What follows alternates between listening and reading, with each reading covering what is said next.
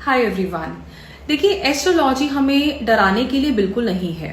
Suppose कीजिए आपकी कुंडली में शनि प्लस केतु का कॉम्बिनेशन है, तो ये कॉम्बिनेशन काफी हद तक आपके प्रोफेशन में, वर्क प्लेस पे अड़चन को तो लेके आएगा, बट साथ ही साथ एस्ट्रोलॉजी हमें इसके लिए रेमेडी भी प्रोवाइड करती है कि हमें किस तरीके से अपने इस कॉम्बिनेशन के होते हुए भी प्लैनेट्स को बैलेंस करना है और पॉजिटिवली यूटिलाइज करना है।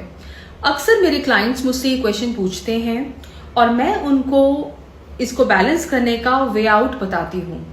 अगर आप भी जानना चाहते हैं कि आप किस तरीके से अपने प्लैनेट्स को, कॉम्बिनेशन को यूज कर सकते हैं पॉजिटिव वे में और अपने प्रोफेशन में राइज कर सकते हैं, तो आप मेरे साथ कनेक्ट कीजिए।